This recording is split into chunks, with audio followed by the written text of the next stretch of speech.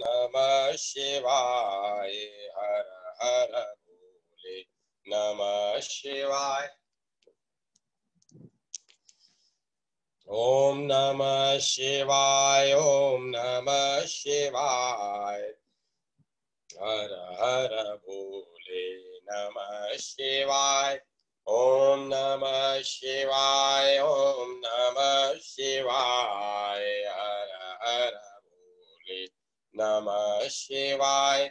ओम नमः शिवाय। ओम नमः शिवाय। हर हर भोले नमः शिवाय। ओम नमः शिवाय। ओम नमः शिवाय। हर हर भोले नमः शिवाय। ओम नमः शिवाय। ओम नमः शिवाय। हर हर भोले नमः शिवाय। ओम नमः शिवाय। ओम नमः शिवाय। हर हर भोले नमः शिवाय।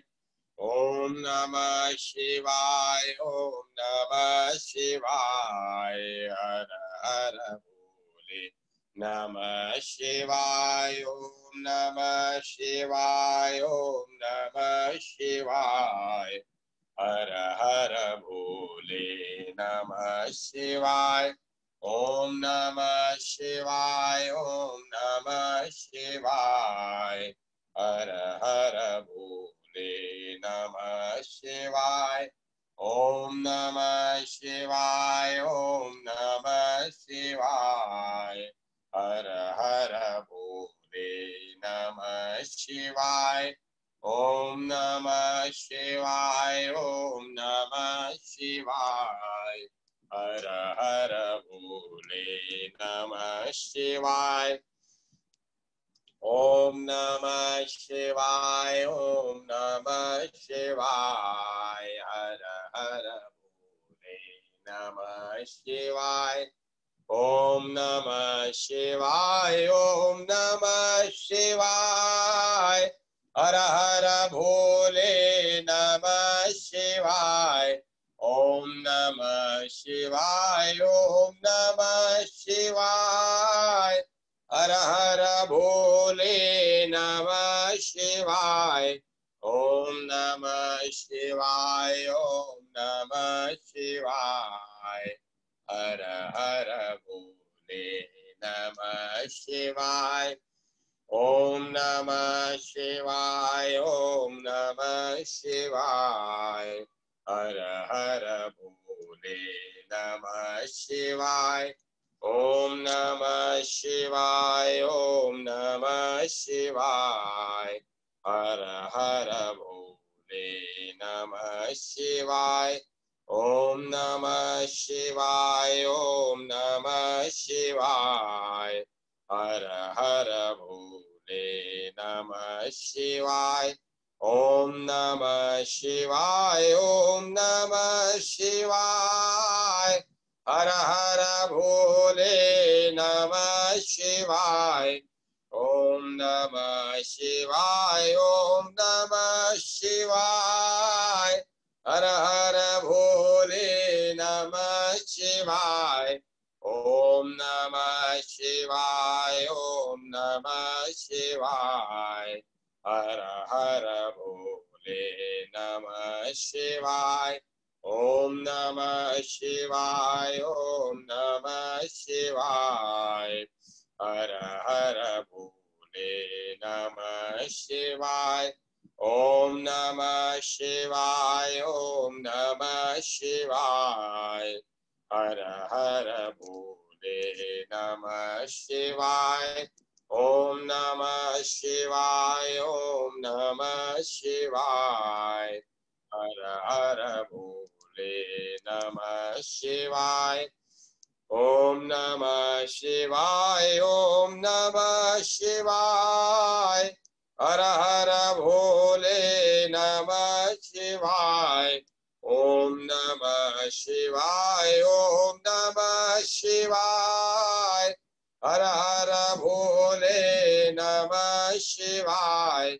ओम नमः शिवाय, ओम नमः शिवाय, हर हर भोले नमः शिवाय, ओम नमः शिवाय, ओम नमः शिवाय, हर हर भोले नमः शिवाय, ओम नमः शिवाय, ओम नमः शिवाय, हर हर भोले नमः शिवाय, ओम नमः शिवाय, ओम नमः शिवाय, हर हर भोले नमः शिवाय, ओम नमः शिवाय, ओम नमः शिवाय, हर हर भोले नमः शिवाय, ओम नमः शिवाय, ओम नमः शिवाय, हर हर भोले नमः शिवाय, ओम नमः शिवाय, ओम नमः शिवाय, हर हर भोले नमः शिवाय, ओम नमः शिवाय, ओम नमः शिवाय, हर हर भोले नमः शिवाय, ओम नमः शिवाय, ओम नमः शिवाय, हर हर भोले नमः शिवाय, ओम नमः शिवाय, ओम नमः शिवाय, हर हर भोले नमः शिवाय, ओम नमः शिवाय, ओम नमः शिवाय, हर हर भोले नमः शिवाय, ओम नमः शिवाय, ओम नमः शिवाय, हर हर भोले नमः शिवाय, ओम नमः शिवाय, ओम नमः शिवाय, हर हर भोले नमः शिवाय, ओम नमः शिवाय, ओम नमः शिवाय, हर हर भोले नमः शिवाय, ओम नमः शिवाय, ओम नमः शिवाय, हर हर भोले नमः शिवाय, ओम नमः शिवाय, ओम नमः शिवाय, हर हर भोले नमः शिवाय, ओम नमः शिवाय, ओम नमः शिवाय, हर हर भोले नमः शिवाय, ओम नमः शिवाय, ओम नमः शिवाय, हर हर भोले नमः शिवाय, ओम नमः शिवाय, ओम नमः शिवाय, हर हर भोले नमः शिवाय, ओम नमः शिवाय, ओम नमः शिवाय, हर हर भोले नमः शिवाय, ओम नमः शिवाय, ओम नमः शिवाय, हर हर भोले नमः शिवाय, ओम नमः शिवाय, ओम नमः शिवाय, हर हर भोले नमः शिवाय,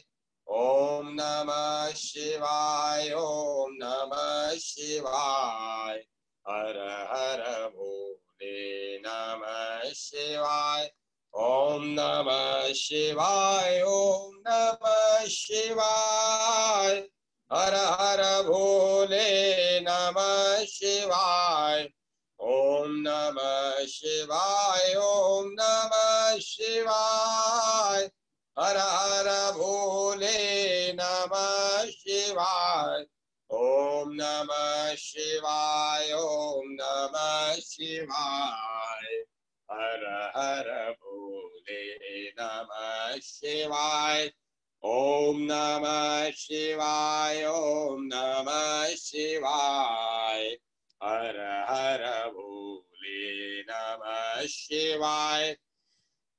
ओम नमः शिवाय, ओम नमः शिवाय। हर हर भोले नमः शिवाय। ओम नमः शिवाय, ओम नमः शिवाय। हर हर भोले नमः शिवाय। ओम नमः शिवाय, ओम नमः शिवाय। हर हर भोले नमः शिवाय। ओम नमः शिवाय, ओम नमः शिवाय। हर हर भोले नमः शिवाय। ओम नमः शिवाय, ओम नमः शिवाय। हर हर भोले नमः शिवाय। ओम नमः शिवाय, ओम नमः शिवाय। हर हर भोले नमः शिवाय। ओम नमः शिवाय, ओम नमः शिवाय। हर हर भोले नमः शिवाय। ओम नमः शिवाय, ओम नमः शिवाय। हर हर भोले नमः शिवाय। ओम नमः शिवाय, ओम नमः शिवाय। हर नमः शिवाय। सभी बोलिए। ओम नमः शिवाय, ओम नमः शिवाय। हर हर भोले नमः। श्री हरि। भक्त चरितांक। भक्त शिरोमणि गोस्वामी तुलसीदास जी। गोस्वामी जी का आविर्भाव जिस समय हुआ था वह समय भी हिंदू जाति के लिए घोर निराशा का ही था। चारों ओर हम अंधकार से घिरे हुए थे, कोई मार्ग सूझ नहीं रहा था। तुलसीदास जी ने भगवान का लोक मंगल रूप दिखाकर हिंदू जाति को मिटने से तो बचाया ही, साथ ही व्यक्ति के जीवन में भी आशा का उदय हुआ। हमने भगवान श्री रामचंद्र की भक्ति का आश्रय लिया और उसकी शक्ति से हमारी रक्षा हुई। गोस्वामी जी ने हमारी ही ठेठ भाषा में हमें समझाया कि भगवान हमसे दूर नहीं है, वे सर्वथा हमारे जीवन से सटे हुए हैं। हिंदी के राजाश्रित कवि अपना तथा अपने आश्रयदाता नरेश का जीवन वृतांत लिखा करते थे, परंतु गोसाई जी ने स्वतंत्र होने के कारण ऐसा करने की कोई आवश्यकता नहीं समझी। उनके ग्रंथों से उनके जीवन के संबंध में कुछ भी पता नहीं चलता। हाँ, उनकी भक्ति जन्य दीनता की झलक अवश्य सर्वत्र मिलती है। गोस्वामी जी वाल्मीकि के अवतार माने जाते हैं। आपका आविर्भाव 20वीं सन 1554 की श्रावण शुक्ला सप्तमी को आद्रा बांदा जिले के राजापुर गांव में एक सरयू पारिण ब्राह्मण के घर हुआ। 15 से 54 बी से कालिंदी के तीर श्रावण शुक्ला सप्तमी तुलसी धरे शरीर। आपके पिता का नाम था आत्माराम दुबे और माता का नाम था हुलसी। जन्म के समय आप तनिक भी रोए नहीं और आपके 32 दांत उगे हुए थे। आप अभुक्त मूल में पैदा हुए थे, जिसके कारण स्वयं बालक के या माता पिता के अनिष्ट की आशंका थी। जन्म में आपका नाम तुलाराम था। 20वीं सन 1583 की ज्येष्ठ शुक्ला त्रयोदशी को आपका विवाह बुद्धिमती या रत्नावली जी से हुआ।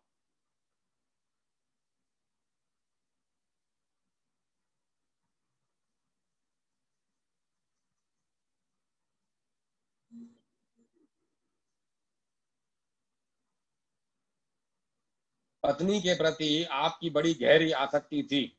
एक दिन जब वह नैहर एक दिन जब वो नैहर चली गई, आप उसके घर रात को छिप कर पहुंचे। उसे बड़ा संकोच हुआ और उसने यह दोहा कहा, हाड़ मास को देह मम, तापर जितनी प्रीति, तिसु आधो जो राम प्रीति, अवसी मिटही भव भीति। यह बात आपको बहुत लगी, बिना विरमे हुए आप वहां से चल दिए। वहां से आप सीधे प्रयाग आए और विरक्त हो गए और जगन्नाथ, रामेश्वर, द्वारका तथा बद्री नारायण पैदल गए और तीर्थाटन के द्वारा अपने वैराग्य और तितिक्षा को बढ़ाया। तीर्थाटन में आपको 14 वर्ष लगे। श्री नरहरयानंद जी को आपने गुरु रूप में वर्ण किया। घर छोड़ने के पीछे पत्नी ने एक बार यह दोहा गोसाई जी को लिख भेजा, कटकी कीनी कटकी खीनी कनक सी, रहती सखिन संग सोई, मोही फटे को डरू नहीं, अनंत अनंत कटे डर होई। इसके उत्तर में गोसाई जी ने लिखा, कटे एक रघुनाथ संग, बांधी जटा सिर केस, हम तो चाखा प्रेम रस, पत्नी के उपदेश।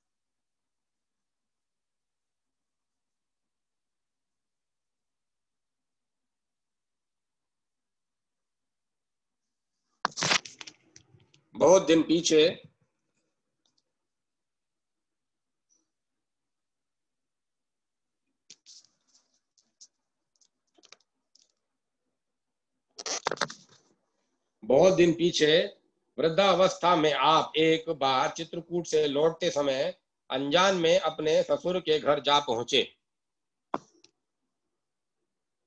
उनकी स्त्री भी बूढ़ी हो गई थी। बड़ी देर के बाद उसने उन्हें पहचाना। उसकी इच्छा हुई कि उनके साथ रहती तो राम भजन और पति की सेवा दोनों साथ साथ करके जन्म सुधारती। उसने सवेरे अपने को गोसाई जी के सामने प्रकट किया और अपनी इच्छा कह सुनाई। गोसाई जी तुरंत वहां से चलते बने। कहते हैं कि गोसाई जी शौच के लिए नित्य गंगा पार जाया करते थे और लौटते समय लोटे को लोटे का बचा हुआ जल एक पेड़ की जड़ में डाल देते थे। उस पेड़ पर एक प्रेत रहता था। जल से तृप्त होकर वह एक दिन गोसाई जी के सामने प्रकट हुआ और उसने कहा कि मुझसे कुछ वर मांगो। गोसाई जी ने श्री रामचंद्र जी के दर्शन की लालसा प्रकट की। प्रेत ने बतलाया कि अमुक मंदिर में नित्य सायकाल रामायण की कथा होती है। वहां कोड़ी के वेश में नित्य हनुमान जी कथा सुनने आते हैं। सबसे पहले आते हैं और सबके अंत में जाते हैं। उन्हें ही दृढ़ता पूर्वक पकड़ो।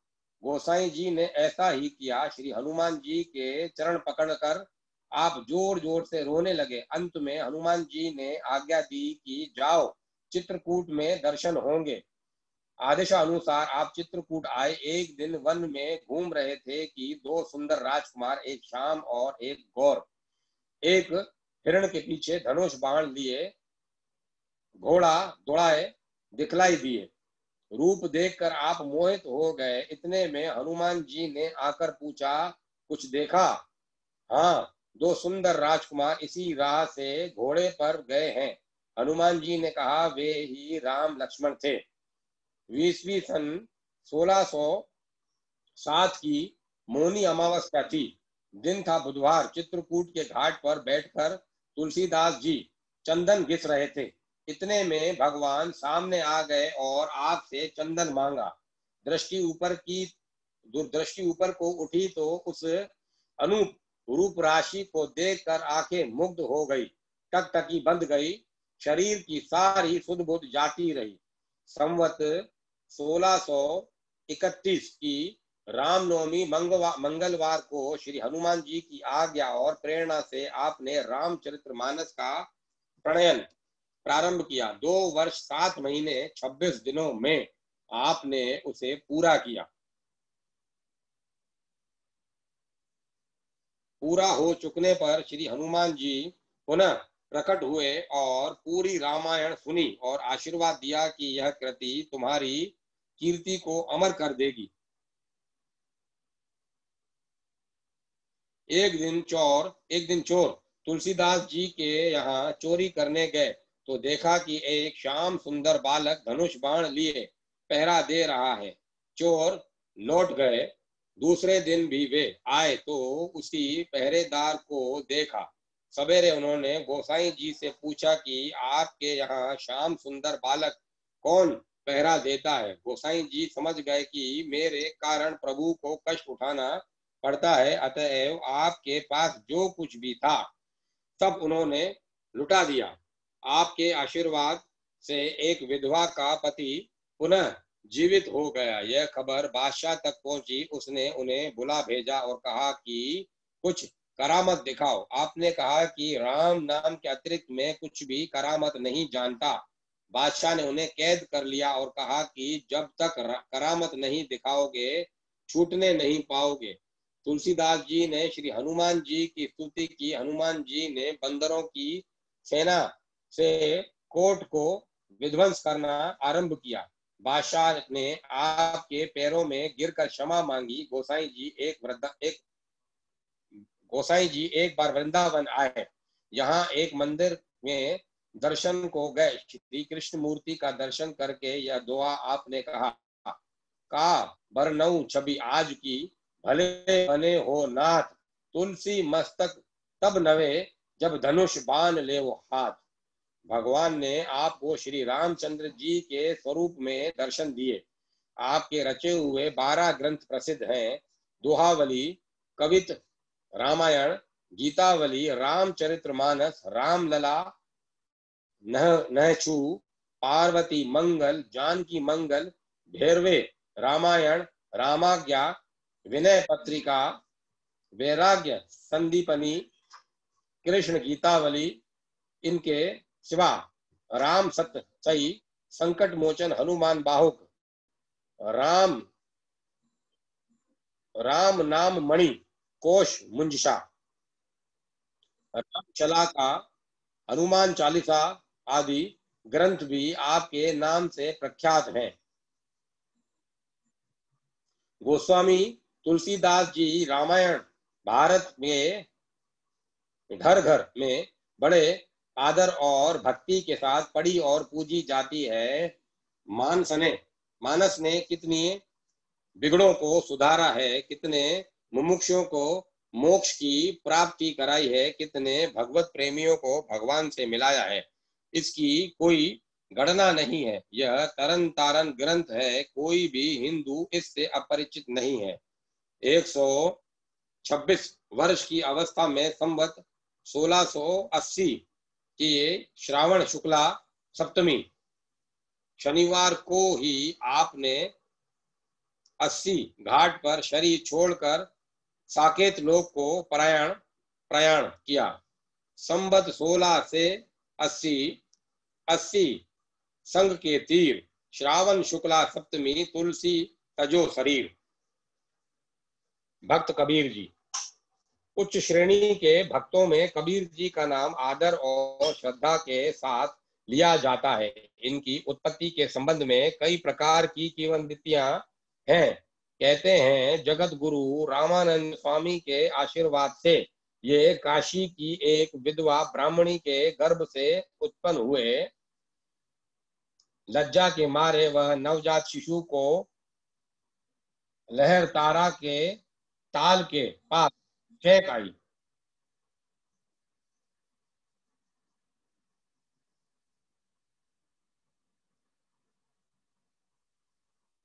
नीरू नाम का एक जुलाहा इस बालक को अपने घर उठा लाया। उसी ने उस बालक को पाला पोसा।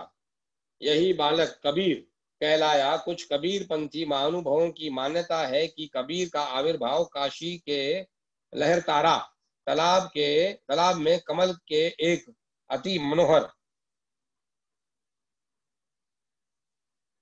पुष्प के ऊपर बालक रूप में हुआ था। एक प्राचीन ग्रंथ में लिखा है कि किसी महान योगी के औरस और प्रतीचि नामक देवांगना के गर्भ से भक्तराज प्रहलाद ही कबीर के रूप में संवत 1455 श्री ज्येष्ठ शुक्ला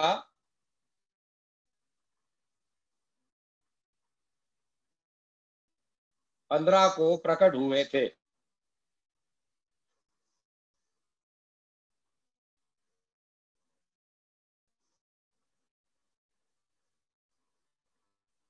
ने कमल पे लहर में था और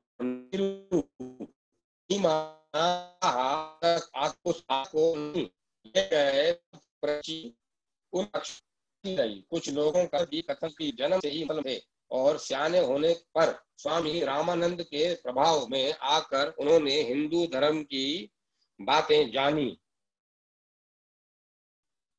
ऐसा प्रसिद्ध है कि एक रात रहते ही कभी पंचगंगा घाट पर से रामानंद जी स्नान करने के लिए उतरा करते थे। रामानंद जी का पैर कबीर के ऊपर पड़ गया। रामानंद जी चट राम राम बोल उठे। कबीर ने इसे ही श्री गुरु मुख से प्राप्त दीक्षा मंत्र मान लिया और स्वामी रामानंद जी को अपना गुरु कहने लगे। स्वयं कबीर के शब्द है, हम काशी के प्रकट भय है, रामानंद चेता है। मुसलमान कभी ही माना है फकीर शेख की से दीक्षा ली, परंतु कबीर ने शेख फकीर का नाम उतने आदर से नहीं लिया है जितना स्वामी रामानंद का। इसके बाद कबीर ने पीर पीताम्बर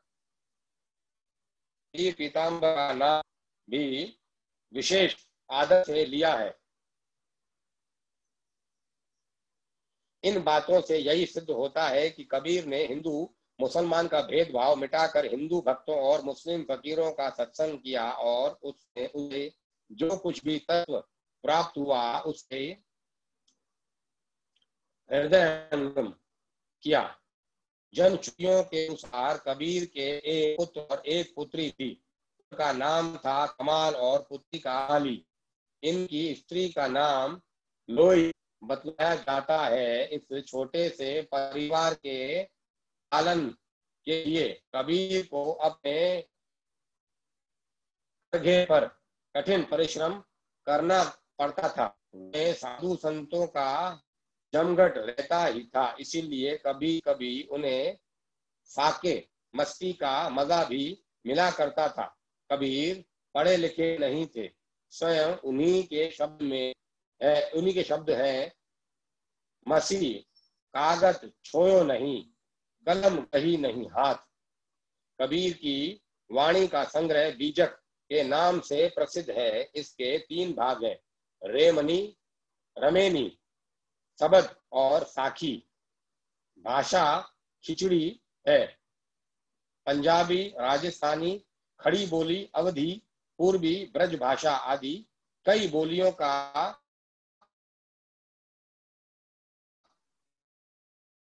पंचमेल है।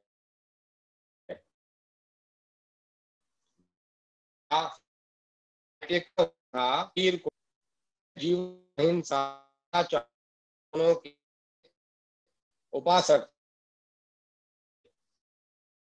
परमात्मा को पिता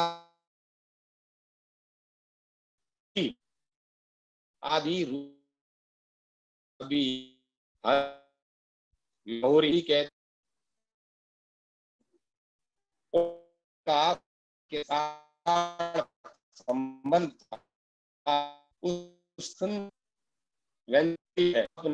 और निश्चल संत जीवन के कारण ही कबीर आज भारतीय जन समुदाय में ही क्यों विदेशों में भी लोगों के कंठहार बन रहे हैं। इधर यूरोप वालों ने भी कबीर के महत्व को कुछ कुछ अब समझा है। बुढ़ापे में कबीर के लिए काशी में रहना लोगों ने दूर कर दिया था। यह उन पर दृष्टि सी होने लगे। इससे तंग आकर घर चले गए। 119 वर्ष की अवस्था में मगर में ही उन्होंने दिल छोड़ा।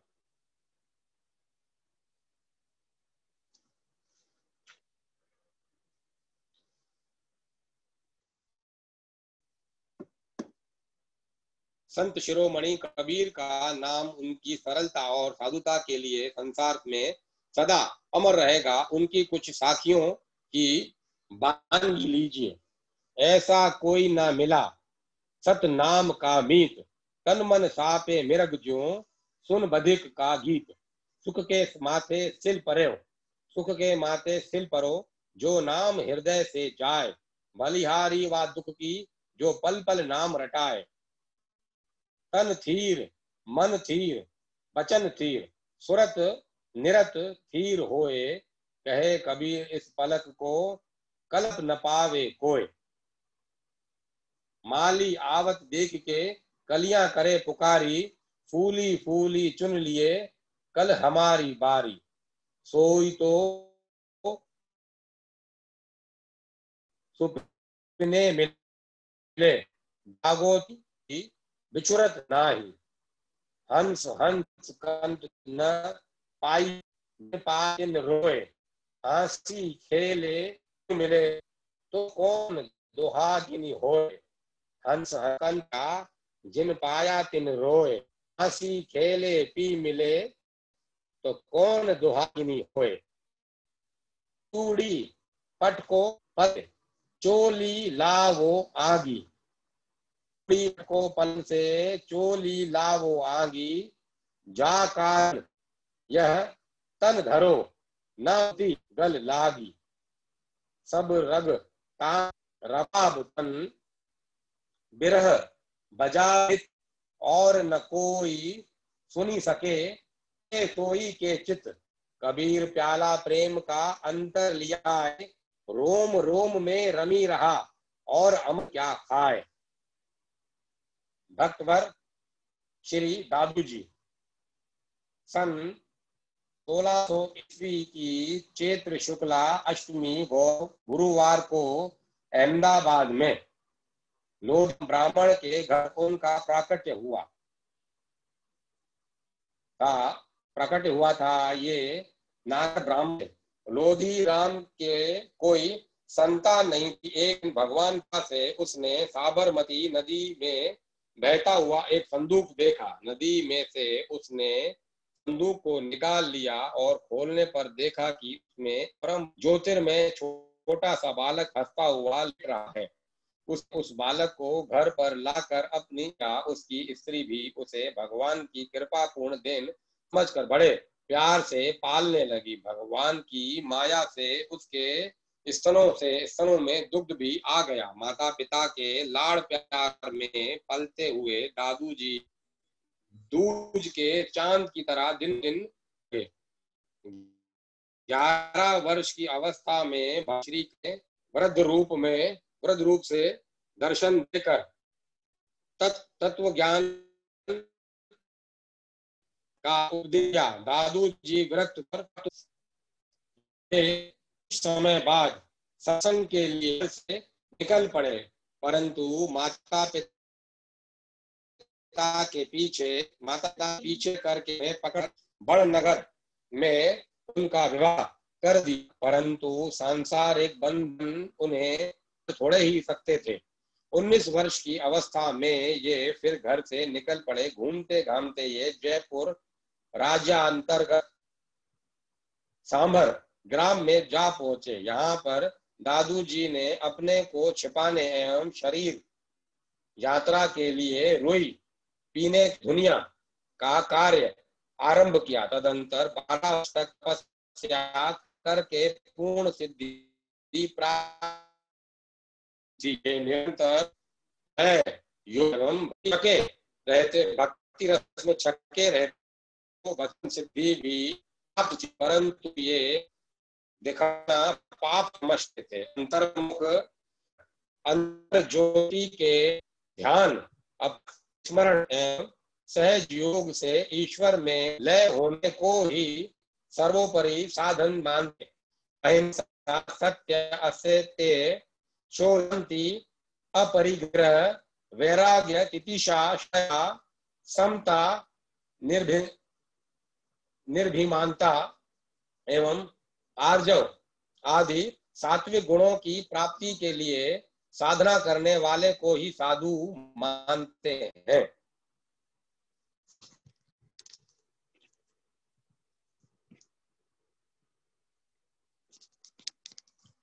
इन्होंने अपने मत को कोई संप्रदाय का रूप नहीं दिया था, किंतु कुछ तो इनके जीवन काल में ही और कुछ इनके पीछे से होते होते एक संप्रदाय बन ही गया। पहले तो इस संप्रदाय का कोई नाम न था, पीछे से शिष्यों ने ब्रह्म संप्रदाय नाम रख लिया। सुंदर दास जी ने भी अपने ग्रंथ में संप्रदाय पर ब्रह्म का ऐसा उल्लेख किया है, परंतु यह रचित नहीं हुआ।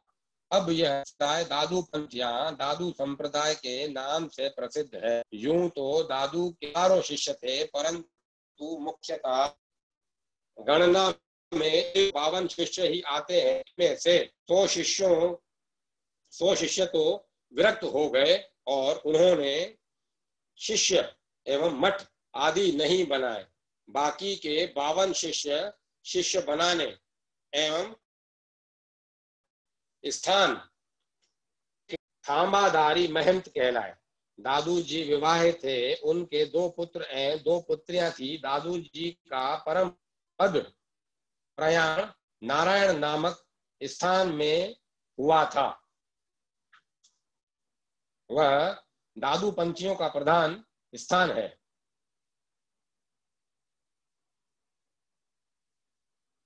दादू जी का परम पद प्रयाण नारायणा नामक स्थान में हुआ था। यह दादू पंथियों का प्रधान स्थान है और इसके प्रधान महंत भी यही रहते हैं।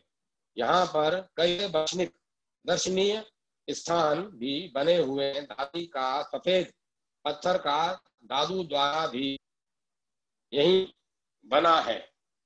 52 महंतों के स्थानों में भी दादू द्वारे बने हुए। दादू पंथी साधु भारत में सब जगह फैले हैं। जयपुर राज्य में दादू पंथी नागा जमात बड़ी भारी संख्या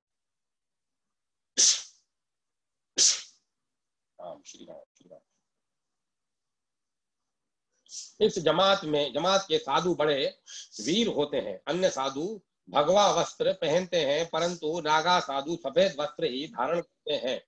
कोई कोई महात्मा नीले वस्त्र धारण करते देखे गए हैं। दादू पंथी साधु प्राय सदाचारी होते हैं। दादू संप्रदाय एक प्रतिष्ठित संप्रदाय है और इसमें समय समय पर बड़े धुरंधर ज्ञानी वीर गुणी विद्वान एवं कलाकार भक्त संत होते रहे हैं और इस समय भी हैं। दादू जी प्रधान 52 शिष्यों में ये अति प्रसिद्ध हैं। महात्मा गरीबदास जी, बड़े सुंदर दास जी, रजबजी, जग जीवन दास जी, बाबा बनवारी दास जी, चतुर्भुज जी, मोहनदास जी मेवाड़ा, वशना जी, जमेल जी कछवाहा, जमेल जी चौहान, जन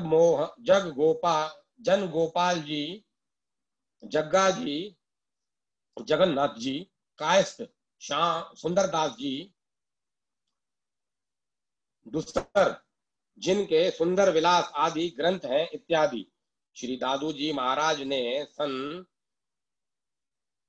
1660 ईस्वी में नारायणा स्थान में परम पद को प्रयाण किया। इनकी गद्दी इनके सबसे बड़े पुत्र श्री गरीबदास जी महाराज को मिली।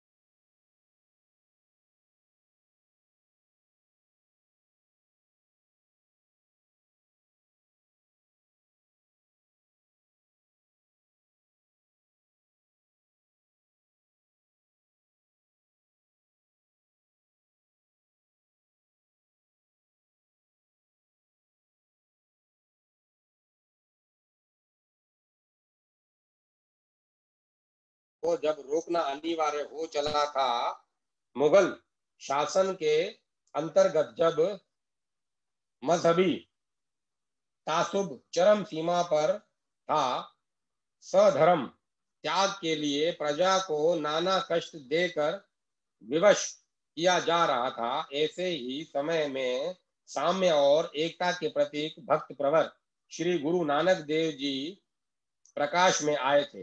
गुरु जी की फुलवारी में क्रमशः गुरु श्री गोविंद सिंह जी पर्यंत एक से एक तेजस्वी और प्रतापी महापुरुषों के आविर्भाव की परंपरा भारत भूमि के पथ को पावन प्रकाश में करती रही।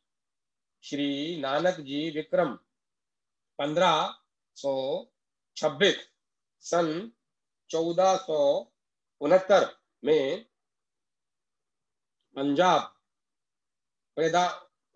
पंजाब प्रदेशांतर्गत जिला लाहौर के पास जहां जन्मे थे, वह स्थान नानकाना साहिब के नाम से प्रसिद्ध है। उस स्थान पर एक बहुत सुंदर तालाब है, जिस पर प्रतिवर्ष कार्तिकी पौर्णमासी को बड़ा भारी मेला लगता है। नानक जी के संस्कार साधारणतः अत्युच्च थे। वे भाषा के तो प्रकांड पंडित नहीं थे, पर आध्यात्मिक विद्या के रहस्य से सुपरिचित एक मेधावी पुरुष थे। बचपन से ही उनकी प्रवृत्तियां अंतर्मुखी थी। भगवान की ओर उनकी स्वाभाविक प्रवृत्ति थी। 19 वर्ष की अवस्था में आपका विवाह हुआ और 2 पुत्र रत्न हुए, श्रीचंद और लक्ष्मीदास। श्रीचंद जी उदासी पंथ के प्रवर्तक हैं।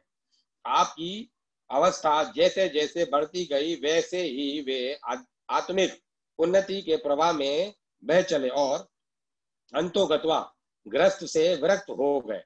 साधु संगति में विचरने लगे। आप सभी मत के साधुओं से सप्रेम जिज्ञासा के रूप में मिलते, अध्यात्म चर्चा करते और यथाशक्ति उनकी सेवा करते। गुरुजी नम्र, दयालु, सभ्य, तेजस्वी, वक्ता, भजनिक और कवि हृदय प्राणी थे। आपका अधिक समय प्राय ईश्वर उपासना में ही लगता था। नानक जी की तेज शक्ति का प्रकाश चारों ओर फैला। श्रद्धालुजन प्रभावित हुए और आपकी कीर्ति उजागर हुई। जिन जिन स्थानों में गुरु जी ने भ्रमण करके उपदेश दिया था, उन स्थानों के नाम आपकी स्मृति में साहिब संबोधन से प्रख्यात है। भारतवर्ष में प्राय सभी भागों में, विशेषकर पंजाब में भ्रमण करके गुरु जी ने अपना अमूल्य उपदेश दिया। आध्यात्मिक अभ्युदय के लिए ज्ञान, भक्ति, नाम, साधन, भजन, सूरत, शब्द, योग का अभ्यास एवं आदि आपके प्रमुख उपदेश थे।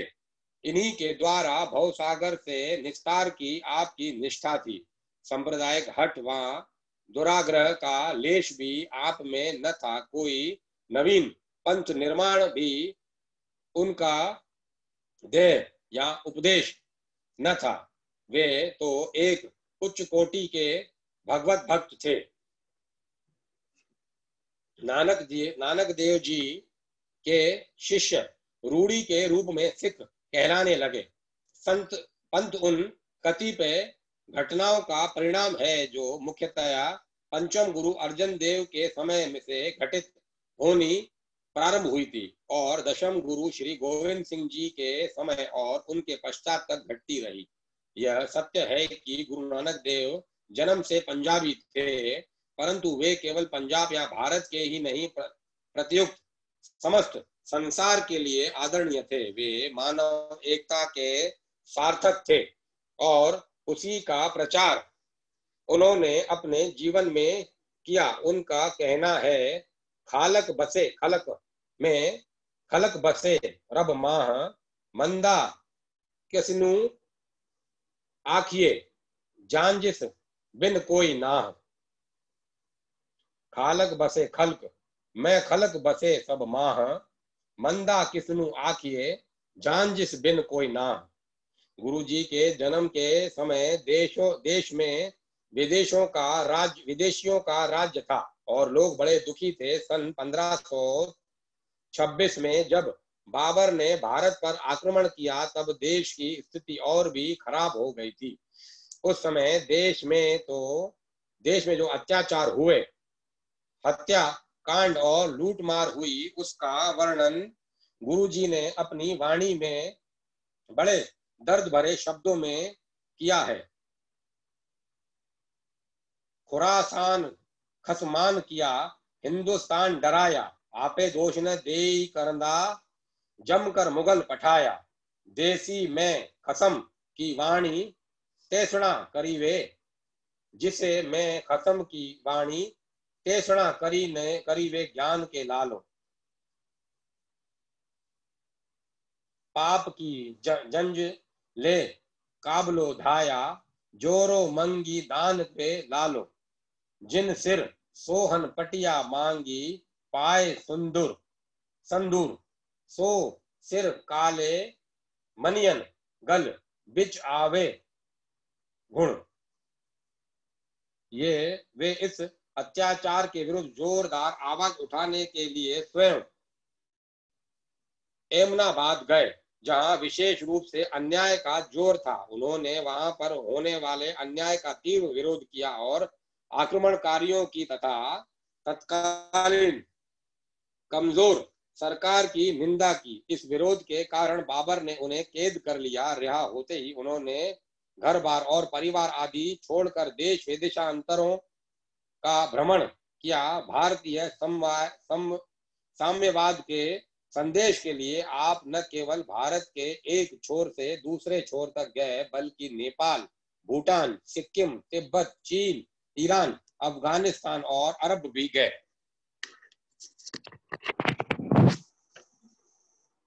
गुरु नानक देव विभिन्न धर्मावलंबियों से पृथक पृथक रूप से मिले और उन्होंने धार्मिक स्थानों और मेलों की भी यात्रा की। आपने अधिकारियों, प्रजाजनों तथा धार्मिक नेताओं को उनकी त्रुटियां इस तरह बताई कि वे उनकी बातों से प्रभावित हुए। स्थान स्थान पर बिना किसी भेदभाव के संस्थाएं स्थापित की गई, जहां वे सब आपस में मिलकर बैठते उठते, खाते पीते, प्रभु चिंतन करते हुए सुख दुख में एक दूसरे के साझीदार बनते। गुरुजी को बुराइयों से घृणा थी, परंतु वे पतित व्यक्तियों से घृणा नहीं करते थे। उन्होंने पतितों को ढूंढ ढूंढ कर उनसे प्रेम किया और उन्हें सत्य मार्ग पर लगाया। प्रेम, तर्क तथा मीठी वाणी से दूसरों के हृदयों को जीता। ऐसे प्रेम पूर्ण विचित्र ढंग से आप बात शुरू करते कि लोग स्वयं उनकी ओर वैसे ही खिंचे चले आते, जैसे घाम से सताए हुए लोग पानी के मीठे और शीतल स्रोत के समीप आकर इकट्ठे हो जाते हैं। गुरुजी एक पिता एकच के हम बालक का आवाहन कर देश के सभी संप्रदायों को एक स्तर और एक मंच पर लाने की चेष्टा में तन्मय रहे। उन्होंने नेक कमाई करने का उपदेश दिया और बांट कर खाने की आदत अपने शिष्यों में डाली। गुरु नानक देव जी के सिद्धांत प्रचारक के विषय में विद्वान कनिंघम ने अपने लिखे इतिहास की पाद टिप्पणी में लिखा है, जगदीश्वर ही सब कुछ है, मानसिक पवित्रता ही सब कुछ है, मानसिक पवित्रता ही प्रथम धर्म है और श्रेष्ठ प्रार्थनीय और साधनीय वस्तु है। नानक जी आत्मोत्सर्ग और आराधना सीखने का उपदेश देते थे। वे अपने को अन्य प्रवर्तकों की अपेक्षा श्रेष्ठ और असाधारण, गुणी तथा शक्तिशाली नहीं समझते थे। उनका कहना था कि दूसरों की भांति वे भी एक प्राणी हैं। अपने स्वदेशवासियों को पवित्र जीवन बिताने का वे सदा उपदेश करते थे। श्री गुरु नानक देव जी का जन्म भारतवर्ष के धार्मिक इतिहास में संत जीवन के अध्याय में आज भी अंकित है और सदा अमर रहेगा। उदासीनाचार्य श्री श्रीचंद जी। उदासीन संप्रदाय के प्रवर्तक श्री श्रीचंद जी महाराज का जन्म सन 1551 भाद्रपद पद शुक्ला नवम को तलवंडी नामक गांव में, जो लाहौर से 30 कोस पश्चिम में है,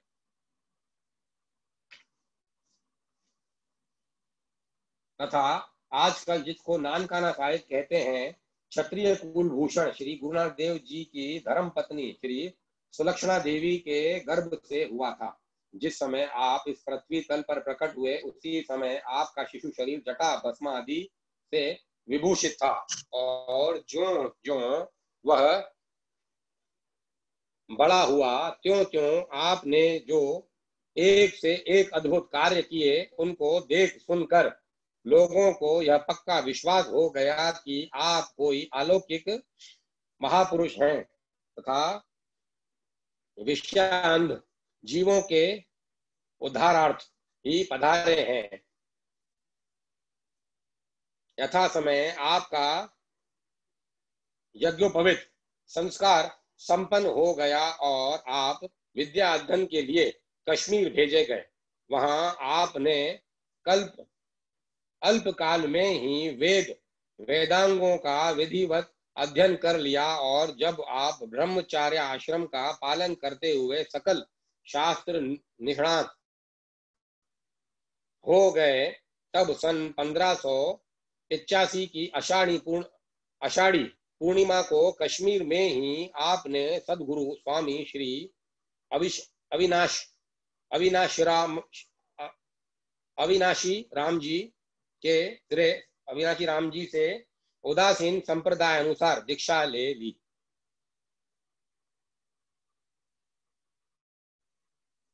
तत्पश्चात कुछ दिनों तक गुरुदेव की ही सेवा में रहकर आप उनके उपदेशामृत का पान करते रहे। जब आपने धर्मोद्धार का समय देखा, तब भारत भ्रमण के लिए निकल पड़े।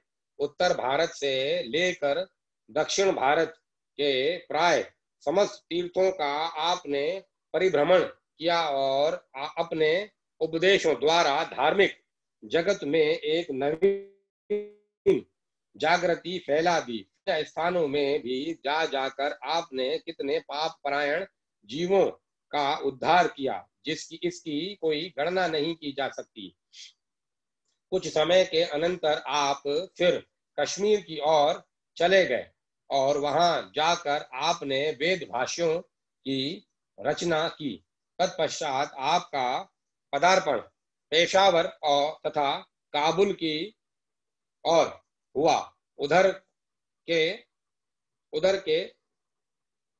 अति किंचित हिंदुओं का जीवन विधर्मियों के दबाव से संकट में था, अतः आपने कई स्थानों पर अपनी योग शक्ति के प्रभाव से हिंदुओं की रक्षा की। जहां जहां आपने हिंदुओं की रक्षा की, वहां वहां पर प्राय अब तक आपके स्मारक बने हैं। उसी समय सिंध के हिंदुओं पर भी यवनों का बड़ा भारी अत्याचार हो रहा था। वहां के ठट्ठा नामक नगर में यह स्थिति थी कि हिंदू अपने मंदिरों में आरती करते समय यवनों के भय से घंटा शंख भी नहीं बजा पाते थे, और खुलेआम पाठ पूजा तो बंद थी ही। यह सुनकर आप शीघ्र ही वहां पहुंचे और अपने योग बल से वहां के शासक को परास्त करके आपने हिंदुओं को धार्मिक स्वतंत्रता दिलाई।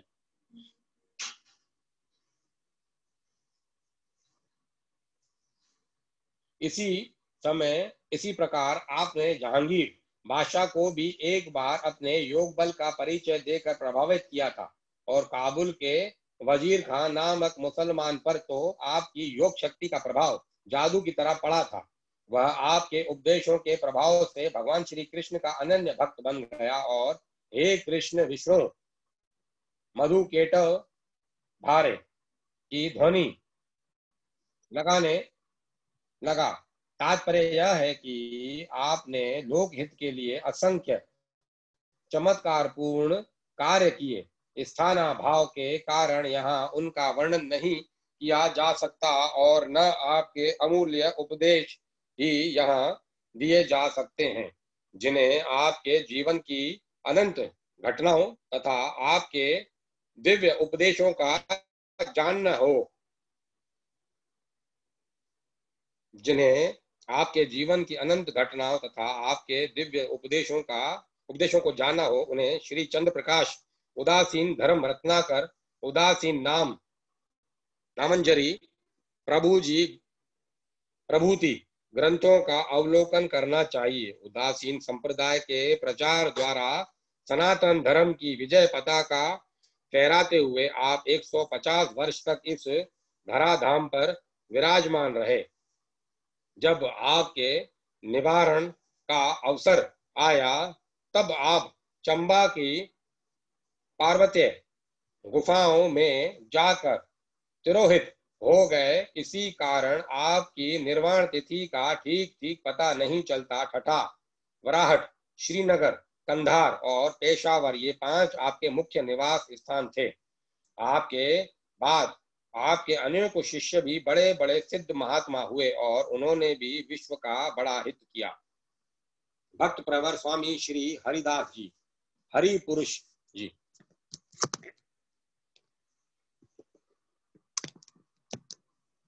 भारतीय प्रदेश में 15वीं, 16वीं, 17वीं शताब्दियां विशेष महत्वप्रद रही हैं।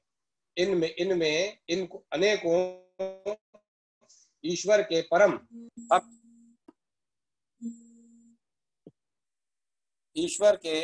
परम भक्त एवं अनेकों संत महात्मा अवतरित हुए थे। नानक, कबीर, नामदेव, दादू आदि तथा तुलसी, सुर, मीरा आदि भक्तों का जो स्थान हमारे समाज में है, वह किसी को अविदित नहीं है। इसी संत श्रेणी में स्वामी श्री हरिदास जी महाराज हुए। इनकी जन्म तिथि का ठीक ठीक प्रमाणित तथ्य तो सामने नहीं आया है, पर ये 16वीं सदी के अंत तथा 17वीं सदी के मध्य में हुए हैं।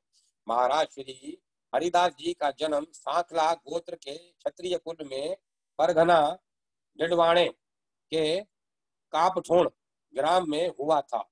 इनका जातीय नाम हरि सिंह जी था। वयस्क होने पर कुटुंबी जनों ने इनका विवाह कर दिया। जब इन पर कुटुंब के भरण पोषण का भार आया, तब इन्होंने डाके का आश्रय लिया। मारवाड़ की वीरान भूमि में अपने गांव के इधर उधर ये आते जाते मुसाफिरों को लूट कर उस लूट की संपत्ति से कुटुंब का भरण पोषण करने लगे। वे देव योग से एक दिन जब ये लूट खसोट के लिए जंगल में स्थित थे, तब कहीं से एक महात्मा पुरुष आ गए। उन्होंने उनके भी पोथी पन्ने टटोलने का निश्चय किया। अपने शस्त्र दिखाकर महात्मा को जो कुछ अपने पास हो दे देने को कहा। महात्मा के पास वस्तुतः कुछ था नहीं। उन्होंने उत्तर दिया, हमारे पास तुम्हारे लूट के लायक कुछ भी नहीं है।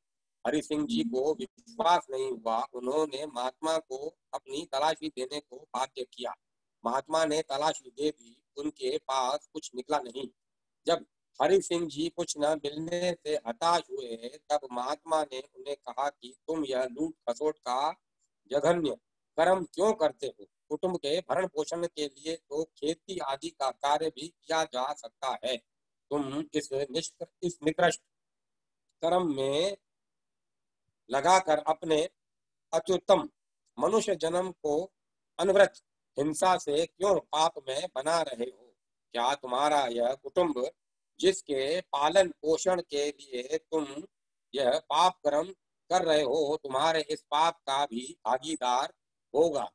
तुम्हें यह तो ध्यान करना चाहिए। महात्मा की प्रेम भरी दारुतामयी वाणी को सुनकर हरि सिंह जी के कठोर हृदय में कुछ नम्रता ने स्थान ग्रहण किया। उन्होंने महात्मा को उत्तर दिया कि इसमें विचार क्या करना है। जब कुटुंब के व्यक्ति मेरे द्वारा ले जाए गए धन से अपना भरण पोषण करते हैं, तब मेरे पाप कार्य के भागीदार भी उन्हें बनना ही पड़ेगा। यूं जो हत्या तथा लूट पाठ करता हूँ उसका उपयोग अकेले मैं ही नहीं करता, वे तो उन्हीं के लिए इस कर्म को अपनाए हुए हैं। इस स्थिति में वे इससे वंचित कैसे रह सकते हैं? महात्मा ने अति शांत भाव से हरि सिंह जी को संबोधन करते हुए कहा, यह तो तुम अपनी कल्पना से ही निर्णय कर रहे हो। कभी तुमने उनसे यह पूछा भी है कि मैं इस हत्या कर्म से यह सब धन लाता हूँ जिसका कि तुम सब उपयोग करते हो, इस हत्याकांड के में तुम सब भी भागीदार हो या नहीं? वस्तुतः इस विषय में हरि सिंह जी की अपने कुटुंब से कभी बातचीत हुई नहीं थी। उन्होंने सोचा कि बात तो ठीक है, मैंने कुटुंब वालों से कभी पूछा तो है नहीं। वे महात्मा से बोले, मैंने इस बारे में कुटुंब वालों से कभी बातचीत नहीं की है। महात्मा ने कहा, तुम आज अभी जाकर उनसे पूछ लो ताकि तुम्हें पता तो लगे कि उनका इस विषय में क्या निश्चय है। हरि सिंह जी ने कहा, मैं इसका उत्तर लेकर आऊं, तब तक तुम्हें यहीं ठहरना होगा। उन्होंने सोचा, साधु है, क्या पता ठहरे या नहीं। उन्होंने महात्मा से कहा, मुझे भरोसा नहीं है कि मैं कुटुंब से पूछकर वापस आऊंगा, तब तक तुम यहीं ठहरे रहोगे। अतः मैं तुम्हें यहाँ एक पेड़ से बांध कर जाता हूँ ताकि लौट कर आने पर तुम मुझे मिल सको। उन्होंने महात्मा को एक वृक्ष से बांध दिया तथा स्वयं घोड़े पर सवार हो अपने ग्राम गए। घर जाकर उन्होंने माता पिता भाई स्त्री पुत्रादि से महात्मा के कहे हुए प्रश्न को पूछा। सबने एक ही उत्तर दिया कि पाप पुण्य सब अपने किए हुए ही भोगते हैं। तुम हत्या करते हो चाहे लूट खसोट करते हो, इसका फल तुम्ही को भोगना होगा। हम इसमें न शरीक हैं न हमारा उससे संबंध है। हमें क्या पता तुम किस उपाय से कमा कर लाते हो। हमारा भरण पोषण तुम्हारा कर्तव्य है, तुम चाहे जिस उपाय से कमा कर लाओ, हमें तो खाने पहनने को चाहिए। सबका एक ही उत्तर सुनकर हरि सिंह जी चिंता में निमग्न हो गए। वे सोचने लगे कि जिनके सुख आराम के लिए मैं यह सब कुकर्म कर रहा हूँ, वे तो सब खाने के ही साझीदार हैं, पाप के फल भोग में किसी ने हिस्सा बांटने को नहीं कहा। इस स्थिति में ये सब पाप कर्म जो अब तक किए इस स्थिति में ये सब पाप कर्म जो अब तक किए हैं तथा कर रहे हूँ अब तक किए तथा कर रहा हूँ, उनका फल मुझी को भोगना है। फिर मैं यह निकृष्ट कर्म करता ही क्यों रहूं?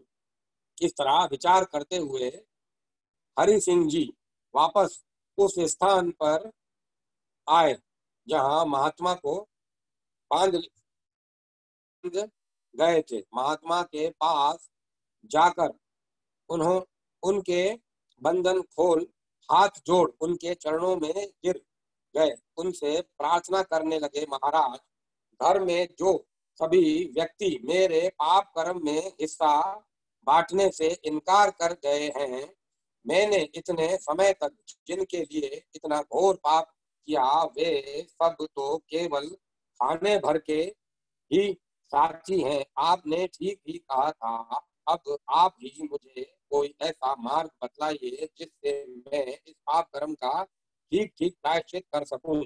महात्मा ने उपदेश दिया कि इसका एक ही मार्ग है, ईश्वर का चिंतन करना, श्रद्धा तथा प्रेम भाव से ईश्वर के नाम का जप करो, इसी से तुम्हारे सब पाप कर्मों की निवृत्ति हो जाएगी। हरि सिंह जी ने तत्क्षण ही अपने अस्त्र शस्त्र एक कुएं में डाल दिए और उसी समय से महात्मा के निर्दिष्ट किए हुए नाम चिंतन में लग गए। वहां से वे कोलिए के दक्षिण में स्थित एक डुंगरी पर जाकर निवास करने लगे। उसी जगह उन्होंने परम श्रद्धा तथा दृढ़ धारणा से नाम चिंतन किया।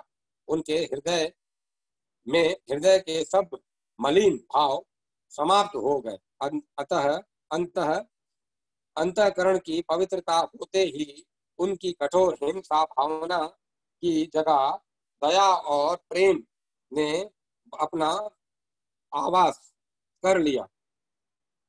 उनकी वृत्ति अत्यंत पवित्र और विमल हो गई। वे ईश्वर आराधना करते हुए सभी प्राणियों से समान स्नेह करने लगे। डिडवाणे तथा उसके आसपास के क्षेत्र में सब जगह उनकी ख्याति व्याप्त हो गई। डिडवाणे नगर में एक संत सेवी गाड़ा महाजन रहते थे। महाराज की कीर्ति सुन वे भी दर्शनार्थ डूंगर जी पर महाराज के पास गए। हरिदास जी महाराज के दर्शन करके महाजन परम प्रसन्न हुए तथा तभी से वे महाराज हरिदास जी की अन्न जल से सेवा करने लगे। महाराज हरिदास जी ने अपनी पुनित निष्ठा से परम पद की प्राप्ति की। डिंडवाणों के पास सर में एक देवी का मंदिर था। नागरिक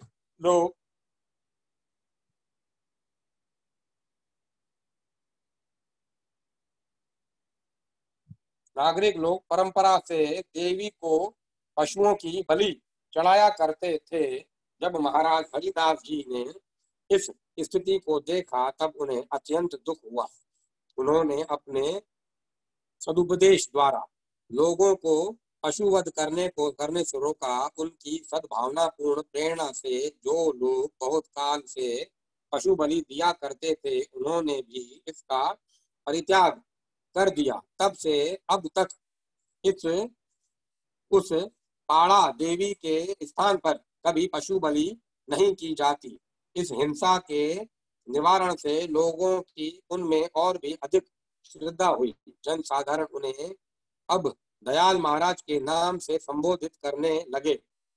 इस तरह हरिदास जी महाराज अब अपने सदुपदेशों से लोक कल्याण करते हुए मारवाड़ के बहुत से स्थानों में परिभ्रमण करके अंत में गाड़ा महाजन के विशेष आग्रह से डिंडवाणे नगर में पधार आए। महाराज के सैकड़ों शिष्य उनके उपदेश के प्रभाव से ईश्वर चिंतन में ही अपना समय लगाने लगे।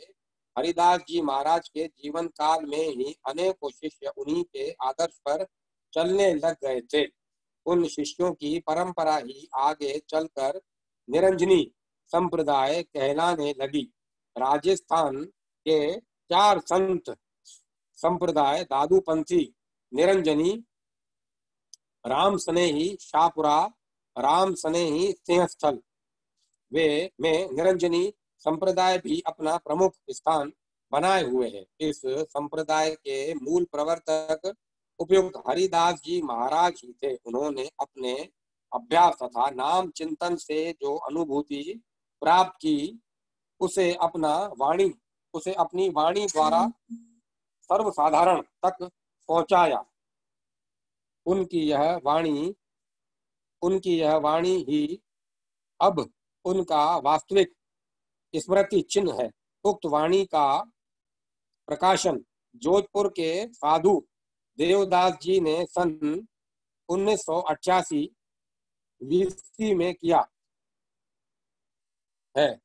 उसकी प्राप्ति कुंज बिहारी जी का मंदिर करला बाजार जोधपुर के पते पर उन्हें पत्र लिखने से हो सकती है। ज्ञान भक्ति वैराग्य की त्रिधारा वाणी में प्रभावित है। साखी शब्द लघु ग्रंथ अरिल आदि में महाराज ने अपनी साधना तथा अनुभूति की जो धारा प्रभावित की है वह सर्वसाधारण के मन स्थल को छुए बिना नहीं रहती। साधना द्वारा उन्होंने न केवल अपना ही उद्धार किया किंतु उस साधना मार्ग पर पथ प्रदर्शन करके उन्होंने औरों के लिए भी मार्ग प्रशस्त कर दिया। उनके एक पद तथा 2 आदेश यहाँ दिए जाते हैं, उससे उनकी भावधारा का अति किंचित आभास मिल सकता है। मन रे गोविंद के गुण गाय, कब की जब तब उठी चले को कहत हूँ समझाए। अटक अरि हरि ध्यान धर मन, सुरति हरि सो लाए। भजतु भगवत परम भजन, भंजन संत करन सहाय। तरल तृष्णा त्रिविध रस बस, गलित गति तह चंद। जाय जोभन जरा ग्रासे, जाग रहे मति मंद। मोह मन रिपु ग्रास में ते, गहर गूंद जल देह। जन हरिदास आज सकाल नाही, हरि भजन कर ले। माया चढ़ी शिकार तुरी, चटकाया में मारे के मारे के मारी पताका लाया। जन हरिदास भजन भज राम, सकल जन घेरिया। हरि हूँ मुनि जाए बसे, दरबार कहो ते सरिया। श्री हरिराम दास जी महाराज श्री रामानंदी वैष्णव संप्रदाय अंतर्गत एक राम स्नेही राम की शाखा मारवाड़ प्रांत में प्रसिद्ध है। इसके आगाचार्य श्री हरिराम दास जी महाराज हुए। बीकानेर से 9 कोस पूर्व में सेंथल नामक गांव है, वहां भाग्यचंद जी जोशी नामक ब्राह्मण के घर आपका प्रादुर्भाव हुआ था। विशुद्ध बुद्धि होने से छोटी अवस्था में ही ज्योतिष, योग, वेदांत आदि शास्त्रों में आप कुशल हो गए। अनंतर भक्ति, विरक्ति और उपरति के तीव्र भावों के कारण आप दुलचासर ग्राम में श्री रामानंदी वैष्णव महात्मा श्री जेमल दास जी महाराज के शरणागत हुए। आपने संवत 1720 आषाढ़ कृष्णा त्रयोदशी को उनसे दीक्षा ली। पश्चात आप श्री गुरुदेव का आशीर्वाद प्राप्त कर सेंथल पधारे। आप प्रतिदिन संध्या होते ही सेंथल से 7 कोस दुलचासर ग्राम में अपने गुरुदेव के पास चले जाते थे और रात भर सत्संग करके प्रातः सूर्योदय से पहले वापस सेंथल लौट आते थे। इस तरह 6 महीने बीत गए। इसके बाद श्री गुरुदेव की विशेष आज्ञा के कारण आप प्रतिदिन न जाकर महीने में एक बार गुरु दर्शनार्थ पधारते रहे और कुछ ही दिनों में श्री सदगुरु कृपा से पूर्ण योगी हो गए। जीवों के कल्याणार्थ आपने वेद, वेदांत, उपनिषद और योग शास्त्र के सिद्धांत अनुसार सार गर्भित अनुभवपूर्ण उपदेश दिए, जो वाणी के रूप में आज भी प्रचलित है। आपके सहस्त्रों शिष्य प्रशिष्य हुए तथा आपके जीवन में अनेकों चमत्कार हुए। विस्तार भय से यहाँ 1-2 ही लिखे जाते हैं। स्थानीय स्वरूप सिंह जी नामक बारहट देव योग से बहुत ही आर्थिक कष्ट में पड़कर श्री महाराज की शरण हुए और आपकी दया से उस संकट से मुक्त होने के साथ ही भक्ति के पात्र भी हो गए। इस विषय में एक दोहा प्रचलित है। गायो गुण गोविंद को, पायो द्रव्य अमाप। आयो सात स्वरूप के, सदगुरु छाल प्रताप। एक बार प्राय सब शिष्यों ने आपके जीवित महोत्सव के लिए संवत 1834 चैत्र कृष्णा सप्तमी का दिन निश्चय कर सबको आमंत्रित कर दिया। उत्सव की तैयारी होने लगी, परंतु उक्त निश्चित तिथि से 15 दिन पूर्व ही आप अचानक शरीर छोड़कर भगवत धाम पधार गए। इससे शिष्य को अत्यंत दुख हुआ। शिष्यों के दुख से करुणार्थ होकर आप भगवान से 1 मास की आज्ञा लेकर पुनः लौट आए। अब शिष्यों के आनंद का पार नहीं रहा तथा सारे काम फिर धूमधाम से होने लगे। बहुत जन समुदाय होने से जिन्हें पानी का ठेका दिया था वे पर्याप्त पानी नहीं पहुंचा सके। बीकानेर के गांव में जल का अभाव प्रसिद्ध है। लोग घबरा गए। तब शिष्यों की प्रार्थना पर आश्वासन देते हुए आपने कहा, घबराओ नहीं, ईश्वर सब आवश्यकताओं की पूर्ति अपने आप ही करेंगे। इतना कहकर स्वयं अपनी कुटी में ध्यानस्थ हो गए। एक ही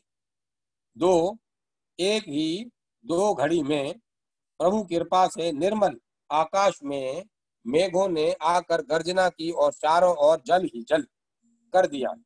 बड़े आनंद से महोत्सव की समाप्ति हुई और लोग अपने अपने स्थानों को चले गए।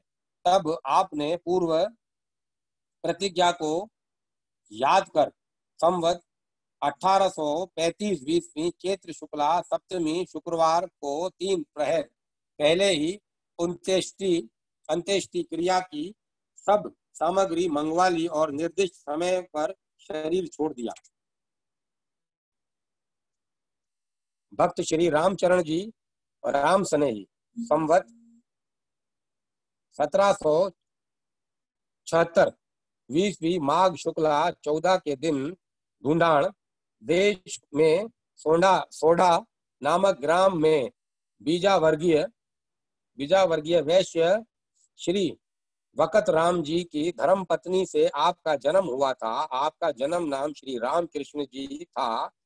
जब ये 31 वर्ष के हुए तब सोते समय इनके चरणों में वज्र का चिन्ह देखकर एक ब्राह्मण आश्चर्यचकित हो गया और सोचने लगा कि ये तो कोई संत है, अब तक गुप्त क्यों है। पर भगवान की ऐसी ही मर्जी थी। उसी समय श्री राम कृष्ण जी को स्वप्न हुआ कि मैं नदी में बहा जा रहा हूँ और एक पहुंचे हुए महात्मा हाथ पकड़कर मुझे बचा रहे हैं। बस अब क्या था, उन्हीं स्वप्न के देखे हुए महात्मा को ढूंढने के लिए वे घर से निकल पड़े। रास्ते में वैराग्य के बड़े बड़े विचार मन में आए। संसार के दुख और अनित्यता की छाप उनके मन पर जम गई।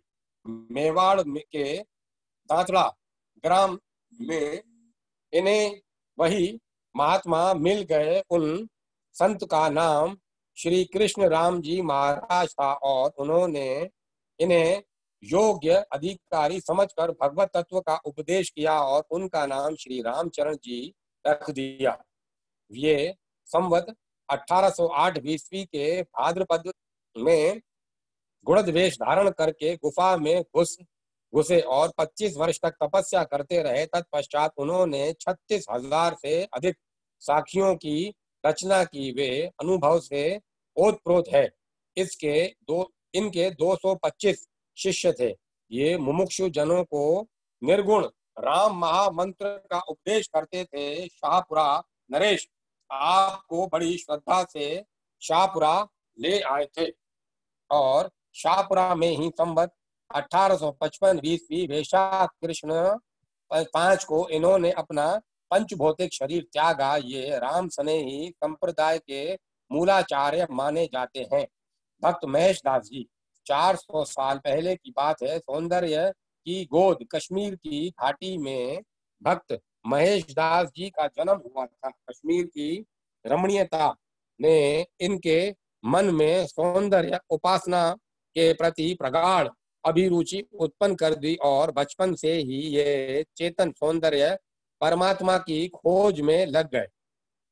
ये घर से निकल पड़े और 20 कोस की दूरी पर एक पहाड़ी नदी के तट पर पर्वत की गुफा में रहकर भगवान का भजन करने लगे। ये प्राय वीणा के मनोरम तार झंकृत कर एकांत में अपने प्रियतम का आवाहन किया करते थे। धीरे धीरे आसपास के ग्रामों और नगरों में इनकी ख्याति बढ़ने लगी। एक दिन इन्होंने अचानक अपनी कुटी के सामने ही एक सिद्ध महात्मा योगी का दर्शन किया। वे तपस्या की मूर्ति थे। उनके हाथ में जल पात्र था, बगल में मृगशाला थी, जटाएं स्नेहिल थी, मुखमंडल दिव्य कांति से चमक रहा था। महेश दास जी ने अपने आप को उनके चरणों में समर्पित कर दिया और ये उनके शिष्य हो गए। ये अपने गुरुदेव पिंडोरी धाम के संस्थापक योगी राज श्री भगवान जी महाराज के साथ गुरु स्थान पिंडोरी में चले आए। वे नित्य सूर्योदय से पहले व्यास नदी में स्नान कर प्रकृति की शांतिमयी गोद में बैठकर भगवान की आराधना किया करते थे। एक बार मुगल सम्राट जहांगीर से भी इनकी अचानक भेंट हो गई थी। वे महेश दास जी की भक्ति निष्ठा से बहुत प्रभावित हुए थे। महेश दास जी ने उपास्य भगवान श्री सीताराम भद्र थे। महेश दास जी के उपास्य भगवान श्री सीताराम भद्र थे। भगवान ने कृपा पूर्वक भक्ति की इच्छा पूर्ण की। उनकी गुरु निष्ठा थी भी अत्यंत भावपूर्ण थी। वे सदा कहा करते थे कि नवदा भक्ति में से किसी भी एक का आश्रय लेने पर जीव भगवत कृपा के अधिकारी हो जाते हैं। उन्होंने भगवान श्री राम की लीला का चिंतन करते करते शरीर छोड़ा था। उनकी समाधि पर प्रत्येक वर्ष पिंडोरी में बहुत बड़ा मेला लगता है। श्री रानाबाई जी ने मारवाड़ के हरनामा ग्राम में जालम जाट के घर पर जन्म लिया था। बाल्यावस्था से ही भगवान के चरण कमलों में इनकी अनुरक्ति थी। प्रसिद्ध संत श्री खोजी जी महाराज की इन पर बड़ी कृपा रहती थी। इनके सत्संग के प्रभाव से इनका पूर्ण जीवन भगवान की भक्ति से संपन्न हो उठा। ये धीरे धीरे संसार से विरक्त होने लगी। यौवन के प्रथम कक्ष में प्रवेश करते ही माता पिता ने इनका विवाह करना चाहा, पर इन्होंने यह कहकर विवाह प्रस्ताव अस्वीकार कर दिया कि मैंने तो पति रूप में भगवान का ही वर्ण किया है। मेरे मन में किसी दूसरे पुरुष की कामना ही नहीं है। ये एकांत में रहने लगी। भगवत भजन और सत्संग तथा खोजी महाराज के दर्शन के सिवा इनके जीवन का कोई दूसरा कार्यक्रम ही नहीं था। एक समय गोविंद राव राठौड़ के मन में यह बात उठी कि रानी बाई एकांत में खोजी महाराज से सत्संग करती है। वे यौवना अवस्था संपन्न रमणी है। उसे उनके चरित्र पर शंका हुई। उसने छिपकर देखा तो आश्चर्यचकित हो गया। खोजी महाराज उसे 6 माह के बालक के रूप में दिख पड़े। गोविंद राव ने दोनों के चरणों पर गिरकर क्षमा मांगी। एक समय जोधपुर के महाराजा अभय सिंह के आदेश से भोरावण के ठाकुर राज सिंह ने अहमदाबाद पर अधिकार करने के लिए सेना सहित कूच किया। उन्होंने मन ही मन रानाबाई से प्रार्थना की कि युद्ध में मेरी विजय हो गई। महाराज अभय सिंह ने उन्हें पुरस्कृत कर हाथी पर चढ़ाकर बोरावड़ भेजा। हवेली के सामने हाथी ठहर गया। वह आगे बढ़ता ही नहीं था। उन्हें स्मरण हो गया कि रानाबाई का दर्शन करना तो शेष ही रह गया है। जिनकी कृपा से विजय मिली, उनका दर्शन करके कृतार्थ हो गए। रानाबाई ने आशीर्वाद के रूप में गोबर भरे हाथों से राज सिंह के पीठ पर थापा दिया। थापे का रंग तुरंत केसर का हो गया और केसर की सुगंध छा गई। रानाबाई के संबंध में अनेक चमत्कारपूर्ण घटनाएं कहीं सुनी जाती हैं। इन्होंने 225 साल पहले परम धाम की यात्रा की। आज भी उनकी पवित्र तपोभूमि में बहुत बड़ा मेला लगता है। महात्मा राम सुख जी महाराज उच्च कोटि के भगवत भक्त थे। वे राम स्नेही संप्रदाय के आचार्य रामचरण दास जी महाराज के शिष्य थे। उन्होंने स्वास ग्राम में श्रावक वैश्य जाति में जन्म लिया था।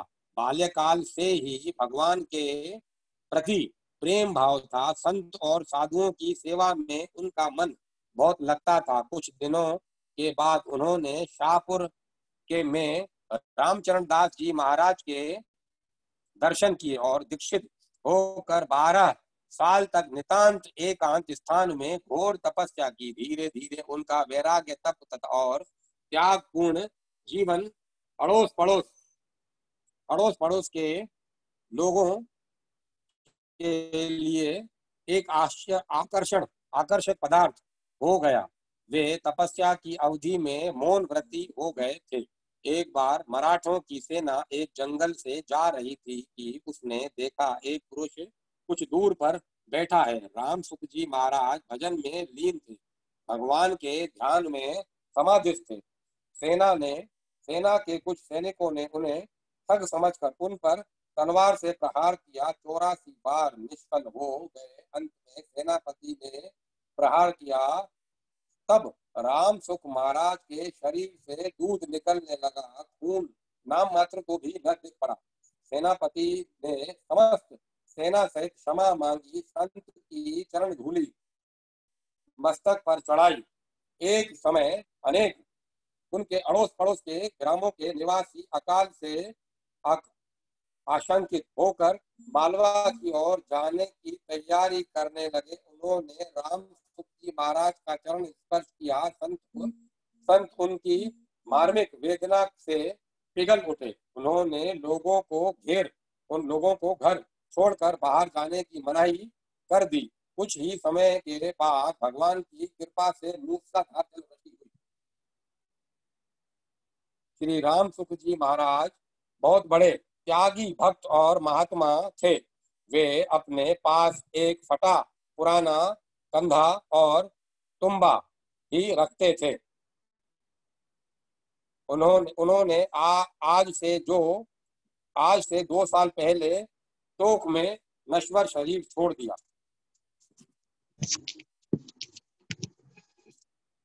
श्री ध्यानदास जी महाराज का जन्म मेवाड़ के आमेट गिराम में राजपूत जाति में हुआ था। वे राम सनई संप्रदाय के महाराज श्री रामचरण दास जी महाराज के शिष्य राम सेवक जी के द्वारा दीक्षित थे। वे प्राय विधेवावस्था में रहते थे। भगवान के भजन और ध्यान में ही रात दिन लगे रहते थे। उन्होंने मौन व्रत लेकर उदयपुर के जगदीश मंदिर के बाहर पत्थर के हाथी के पैर से पीठ सटाकर 12 साल तक कड़ी तपस्या की। वे भगवान श्री राम के महान भक्त थे। मेवाड़ के महाराजा भीम सिंह जी उनका बड़ा सम्मान करते थे, उनके प्रति श्रद्धा और भक्ति रखते थे। महाराणा ने उनके रहने के लिए तथा भजन कीर्तन के लिए एक बहुत बड़ा राम द्वारा बनवा दिया। उदयपुर के पिछोला तालाब के जग निवास महल में एक दिन राणा ने ध्यानदास जी के दर्शन की इच्छा की। राणा उस समय उसी महल में थे। महात्मा ध्यानदास ने तालाब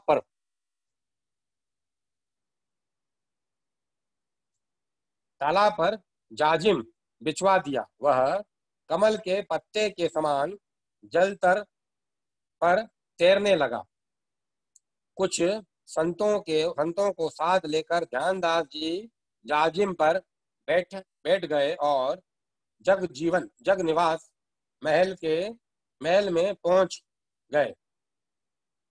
महाराणा तथा उदयपुर के निवासी इस चमत्कारपूर्ण घटना से आश्चर्यचकित हो उठे।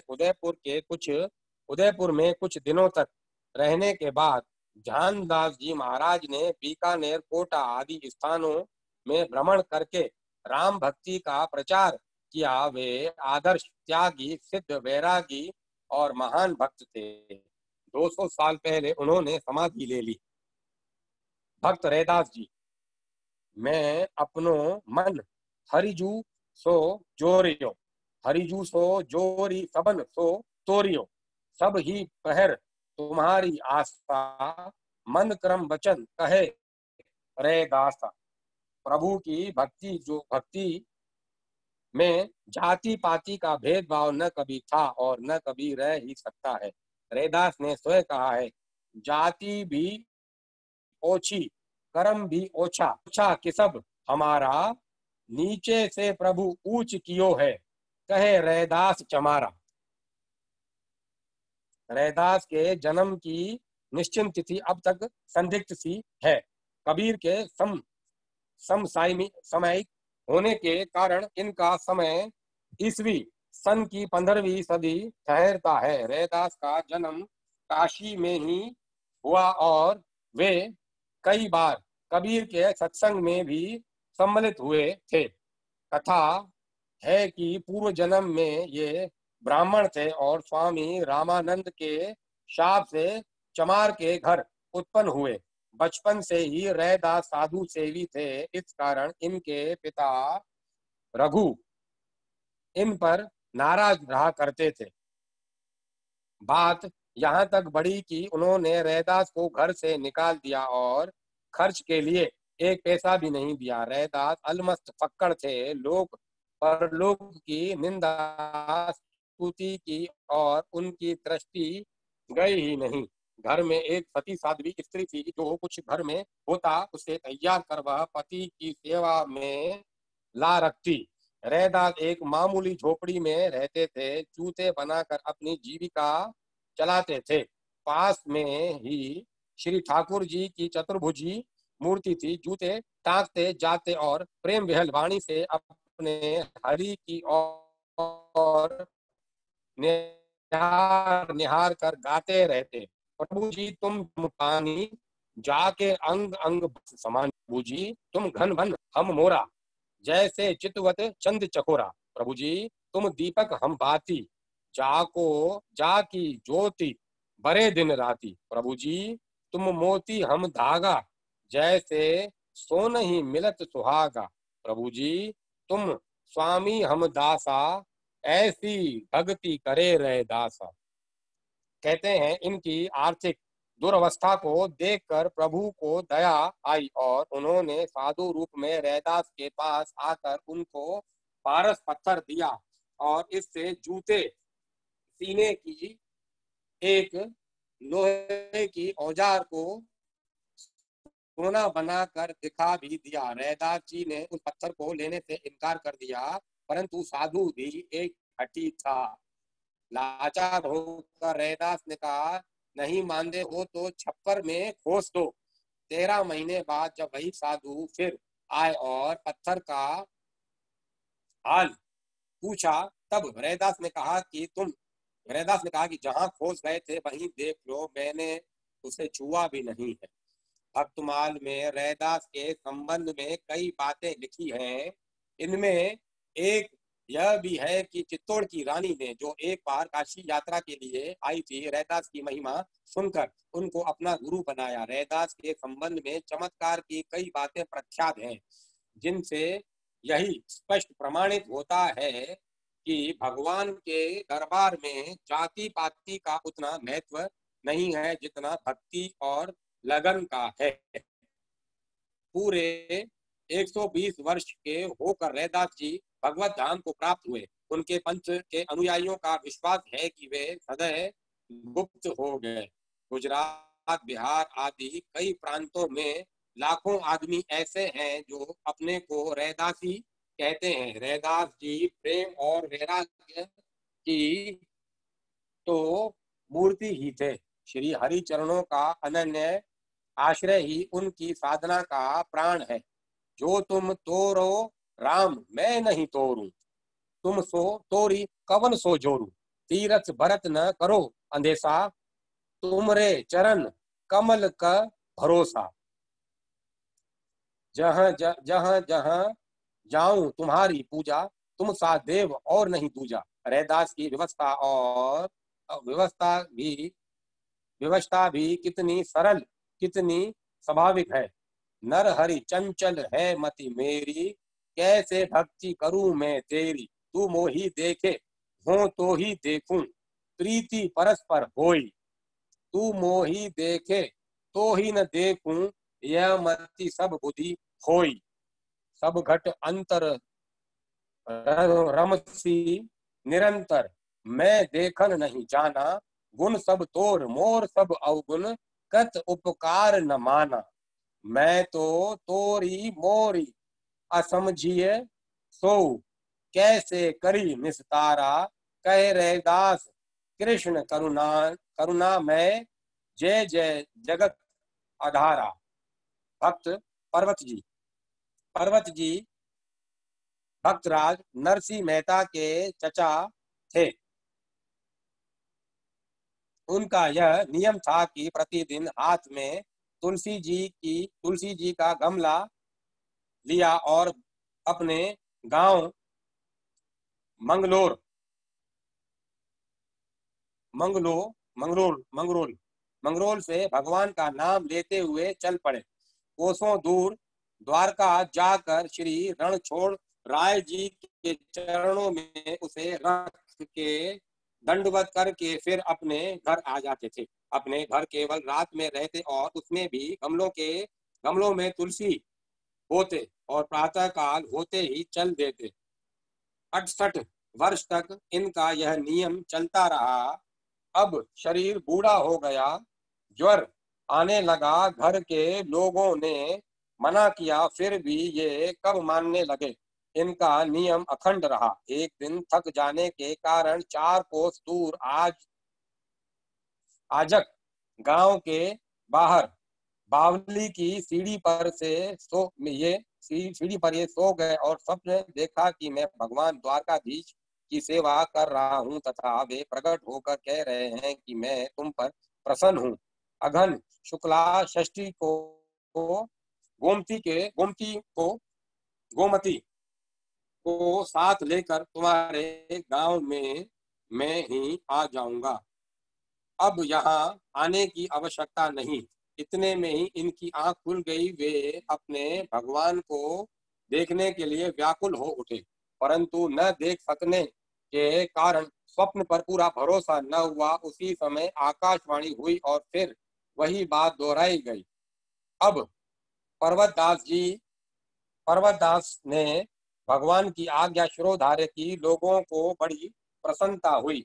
इधर एक कारीगर ने, जिसका नाम वासुदेव था, 15 महीने तक परिश्रम करके एक सिंहासन बनाया था।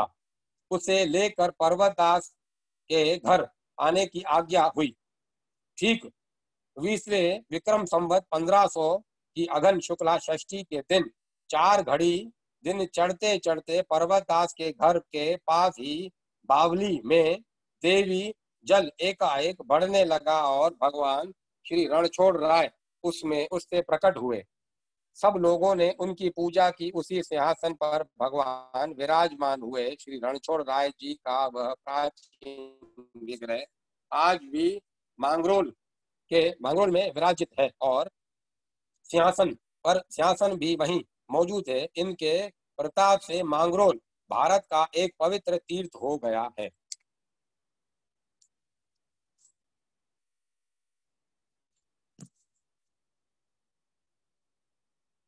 भक्त नरसिंह मेहता गुजरात के एक बहुत बड़े श्री कृष्ण भक्त हो गए हैं। उनके भजन आज दिन भी न केवल गुजरात में बल्कि सारे भारत में बड़ी श्रद्धा और आदर के साथ गाए जाते हैं। उनका जन्म काठियावाड़ प्रांत के जूनागढ़ शहर में बड़नगरा जाति के नागर ब्राह्मण कुल में हुआ था। बचपन में ही उन्हें कुछ साधुओं का सत्संग प्राप्त हुआ, जिसके फलस्वरूप उनके हृदय में श्री कृष्ण भक्ति का उदय हुआ। वे निरंतर भक्त साधुओं के साथ रहकर श्री कृष्ण और गोपियों की लीला के गीत गाने लगे। धीरे धीरे भजन कीर्तन में ही उनका अधिकांश समय बीतने लगा। यह बात उनके परिवार वालों को पसंद नहीं थी। उन्होंने उन्हें बहुत समझाया पर कोई लाभ न हुआ। एक दिन इनकी भौजाई ने ताना मारकर कहा कि ऐसी भक्ति उमड़ी है तो भगवान से मिलकर क्यों नहीं आते। इस ताने ने नरसी पर जादू का काम किया। वे घर से उसी क्षण निकल पड़े और जूनागढ़ से कुछ दूर श्री महादेव जी के पुराने मंदिर में जाकर वहां श्री शंकर जी की उपासना करने लगे। कहते हैं उनकी पूजा से प्रसन्न होकर भगवान शंकर उनके सामने प्रकट हुए और उन्हें भगवान श्री कृष्ण के गोलोक में ले जाकर गोपियों की रास लीला का अद्भुत दृश्य दिखलाया। वे गोलोक की लीला को देखकर मुग्ध हो गए।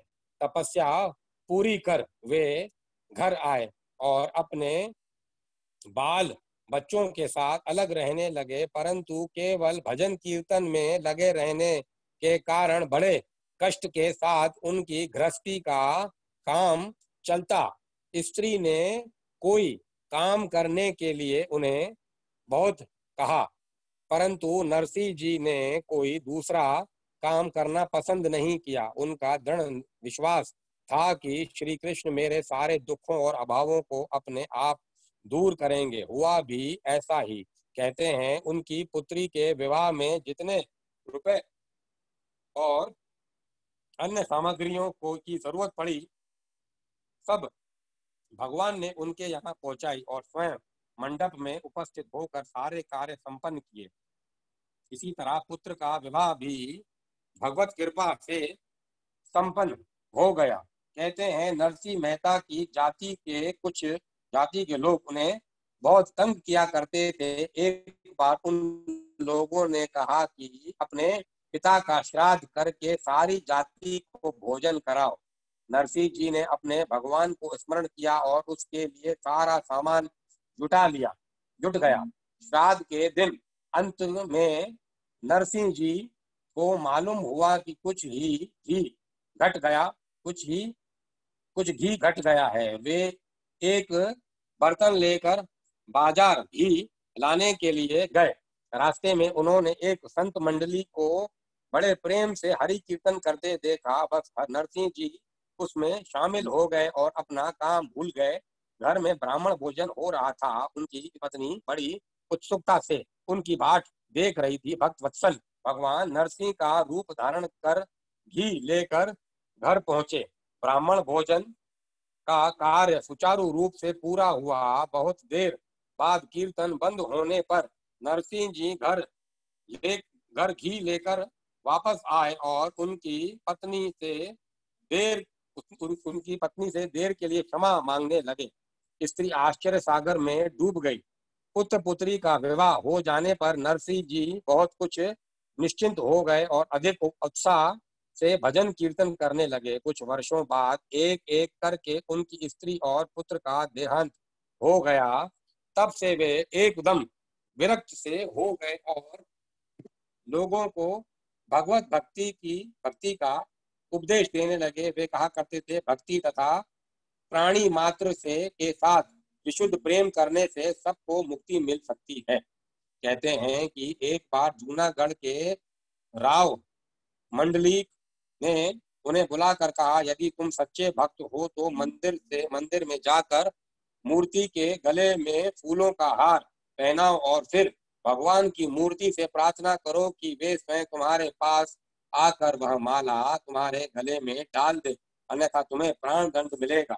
नरसिंह जी ने रात भर मंदिर में बैठकर भगवान का गुणगान किया। दूसरे दिन सवेरे सबके सामने मूर्ति ने अपने स्थान से उठकर नरसिंह जी को माला पहना दी। नरसिंह की भक्ति का प्रकाश सर्वत्र फैल गया। पर कहते हैं कि उसी किसी पाप से राव मांडलिक का राज्य भ्रष्ट हो गया।